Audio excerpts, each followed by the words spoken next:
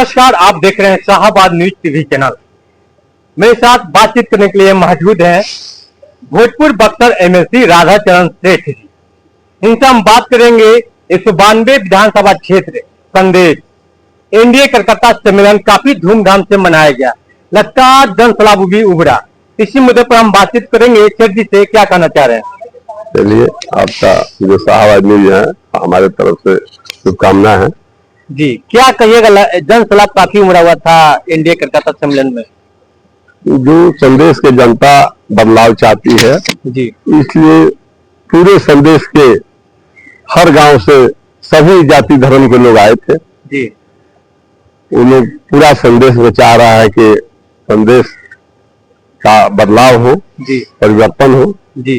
तो इसी मुद्दे से और आदरणीय नेता जो पटना से लोग आए थे, मनीष वर्मा जी आए थे, महेश्वर हजारी जी आए थे, प्रवक्ता नीरज कुमार जी आए थे जी। तो इस सब लोग को हम आभार व्यक्त करते हैं कि मैंने यहाँ भोजपुर में आकर सभी लोगों को संबोधित किए और जो जनता जो मतदाता भीड़ उमड़ी थी उस सब भाषण सुनकर एक एक गांव में जाकर सरकार का जो विकास है उसको प्रचार करेगी जी।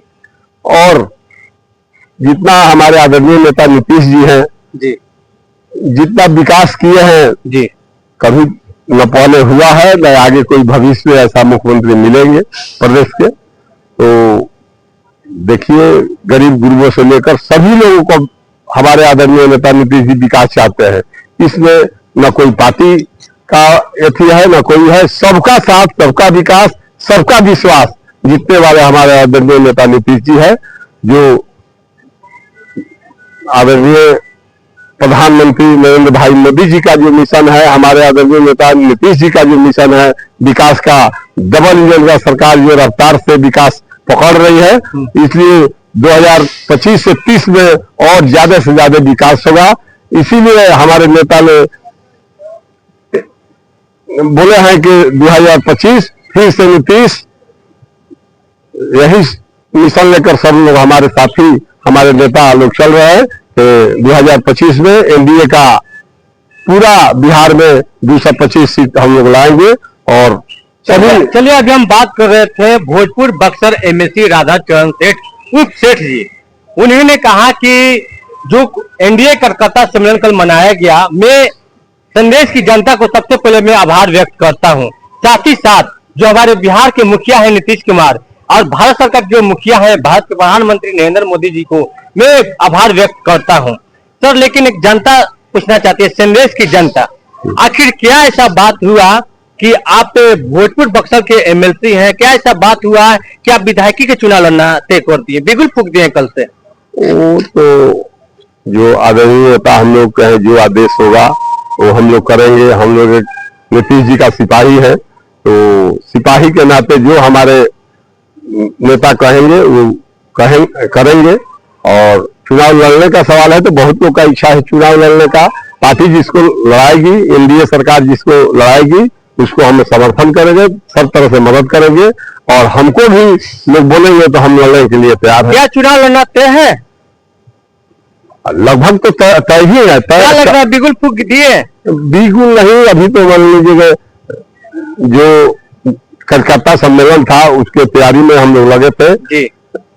संदेश के जनता को हम धन्यवाद देते हैं, अभिनंदन करते हैं कि वहां से काफी संख्या में लोग आकर एनडीए सरकार को अपन बखूबी से बातों को लोग सुने। सर, पहली बार कल आप संदेश गए होंगे सर, एक मिनट यहाँ पा दिया सर, पहली बार आपका संदेश गए होंगे संदेश की धरती पर।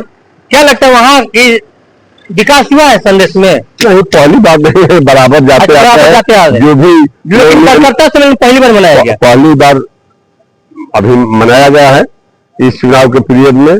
और हम लोग जहां भी निमंत्रण आता है, शादी ब्याह, मरनी हरनी जीनी, सब लोग हम लोग जाते हैं, सब जगह जाते हैं।